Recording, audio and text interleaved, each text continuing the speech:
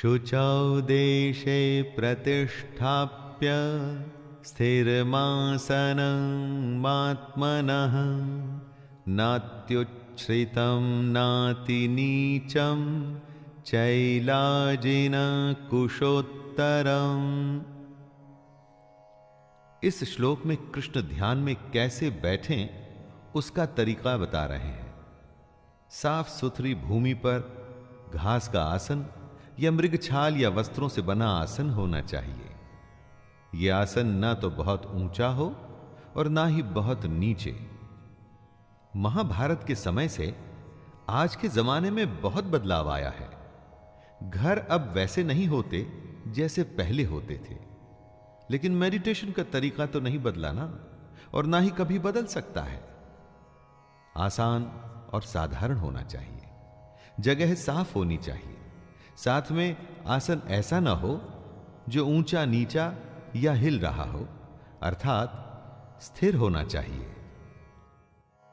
तत्रैकाग्रं मनः कृत्वा यत चित्तेन्द्रियः क्रियः उपविश्यासने युञ्ज्यात् योगमात्मविशुद्धये। साफ जमीन पर एक समतल आसन पर बैठ के आप ध्यान कर सकते हैं। ध्यान चाहे ईश्वर का कीजिए या अपने हृदय का।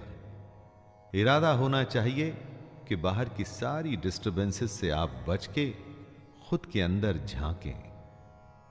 दोस्तों, कृष्ण कहते हैं कि आसन पर बैठकर चित्त और इंद्रियों की क्रियाओं को वश में रखते हुए मन को एकाग्र करके अंतःकरण की शुद्धि के लिए योग का अभ्यास करें।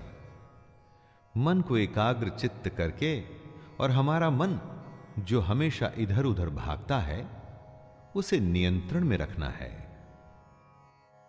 समं काय शिरो ग्रीवं धारयन्नचलं स्थिरः संप्रेक्ष्य नासिकाग्रं स्वं दिशश्चानवलोकयन्।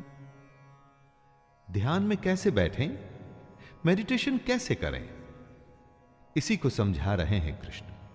वो कहते हैं कि अपने शरीर, सिर और गले को समान एवं अचल धारण करके और स्थिर होकर अपनी नाक के आगे के हिस्से पर दृष्टि जमाकर अन्य दिशाओं को न देखते हुए बैठना है।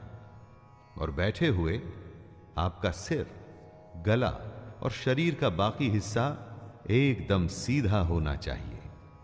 शरीर की स्थिरता के बाद मन को स्थिर करने के लिए आंखें नाक के आगे वाले हिस्से पर रखें ताकि और कुछ दिखाई न दे।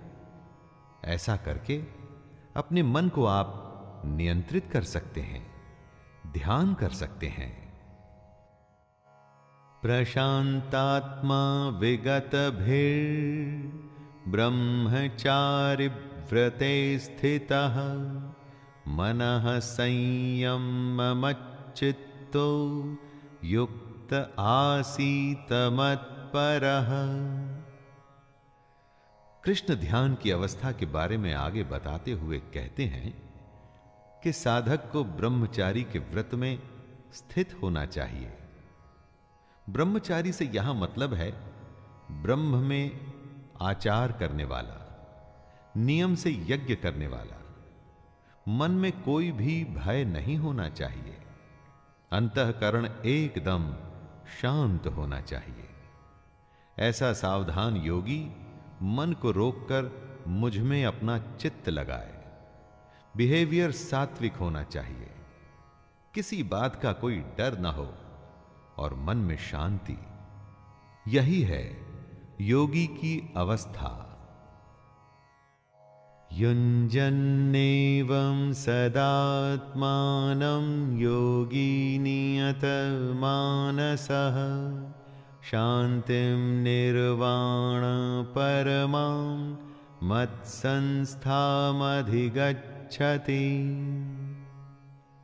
योगी की ध्यान की अवस्था को और समझाते हुए कृष्ण अर्जुन से कहते हैं, हे अर्जुन, जिसने अपने मन को वश में कर लिया है, ऐसे योगी को अपनी आत्मा में मेरे स्वरूप को ढूंढना चाहिए।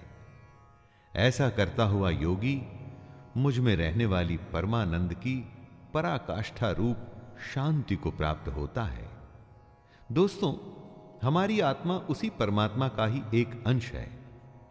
मन इस सच को हमसे छुपाने की कोशिश करता है। इसीलिए मन को वश में करना एक योगी के लिए बेहद जरूरी है। तभी ध्यान पूरा होगा, साधना पूरी होगी।